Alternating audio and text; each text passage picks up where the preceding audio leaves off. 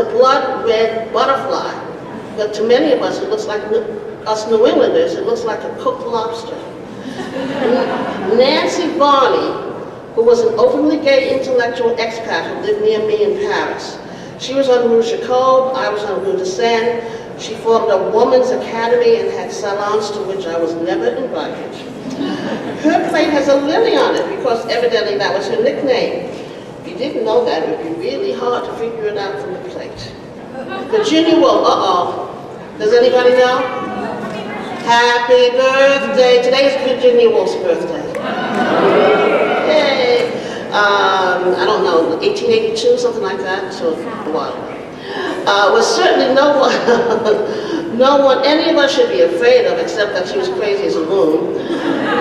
She was English and in the 20th century modernist, and was one of the first to use the stream of consciousness as a narrative device.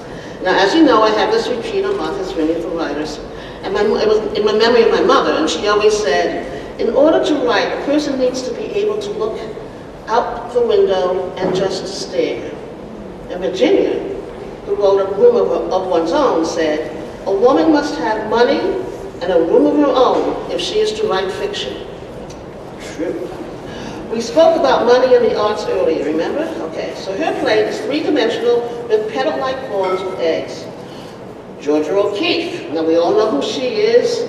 She's an American artist who did these great big flowers in New Mexico landscapes, and she owes much of her career, however, to Alfred Stieglitz, the art dealer who gave her everything she could possibly ask for. And why did he do that? Because he fell madly in love with her. And so, I mean, you had to get someone in love with you to give you an art show on 57th Street? That's wrong. Her plate is a fusion of her imagery with the emphasis on the iris. She links the first plate, Primordial Goddess, with this. The first plate, Primordial Goddess, with this. And Carmen showed you that earlier. I know you were paying attention, because you know there's going to be a test, right? Okay. Sojourner Truth. Okay, here we come, folks. This is the big one. Well-known African-American abolitionist. Don't get her confused with Harriet Tubman, who led slaves to freedom. Sojourner was more like a lawyer, activist, preacher.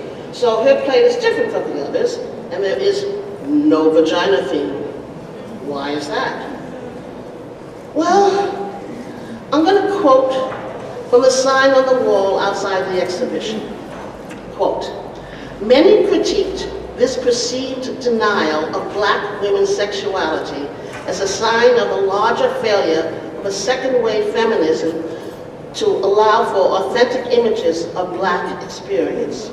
For Chicago, featuring truth in a prominent place in Western history symbolized an important step forward. In other words, you're lucky to be here. And you wonder why black women were not an important part of the movement? The placard goes on to say, for many viewers, truth tokenized inclusion represented a step backwards. I don't know who wrote that, but I hope they weren't fired because it is so true. To be an artist in the 1970s, you sort of had to come from a middle-class family. A sense of financial security makes it so much easier. You don't hear of many artists, especially female artists, who come from a family on welfare. The economic divide between black and white at that time especially was such that we black women could not take the white women's issue seriously. I remember there was a movement for housewives, white housewives, to be paid a salary by their husbands for washing the dishes and taking care of the children and cleaning the house. Now, do I have to tell you how privileged a movement like that sounds to a woman who has 3 jobs, 3 children, and no husband? We call it WWM, white woman's myopia. I didn't want to judge the piece from my baggage-laden point of view. At the exhibition, I noticed a young black woman from an art class at St. Francis College. And she was taking copious notes on Sojourner Truth. And I asked her what she thought of the plate. And she said that she could see the sadness in one of the masks and the pain in the other. And then she added that the one that looked as if it would pain also looked like a minstrel performer. Then I asked her about the controversy, and she had absolutely no bitterness at all. She was completely willing to forgive Judy and to rationalize the situation by saying, well, she did this piece in the 1970s. Maybe she just didn't know anything about black people in those days. Then she said, and something so forgiving and so smart, she said, maybe she was seeing woman as a whole, with no skin color. Maybe she just didn't know any better. And that's what I would like to think. It's not true, of course, but I would like to think it. Judy had a really good idea, and she wrapped it beautifully. Some of the wrappings affected each of us differently, but nevertheless, people were definitely changed after they saw it. Some of us would have tweaked her idea one way or another and not given into the mainstream mode of famous women, but the idea itself was as strong as an oak. Judy repeatedly says how she was strongly influenced by Da Vinci's Last Supper. Well, in Da Vinci's Last Supper, there is not one black man in the bunch. Not a tan man, not even the man with a jerry curl. They all look straight up Italians. Everybody's accepted, and we know that the early Jews were people with a darker hue, who had hair like the wool of a lamb or a Jufra. The only race I know who has hair like a lamb is mine. Many of the women she chose were all famous women as defined by male historians. It would have been more splendid still if she had found the brilliant poet who was working as a maid, or an artist who worked as a waitress.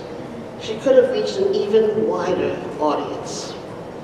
That's it. Thank you.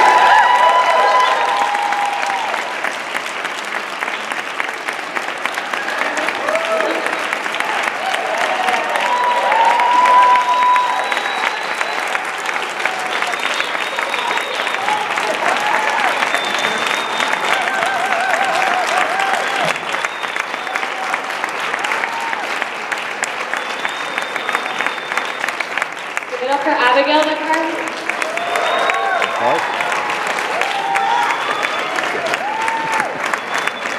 Pardon me.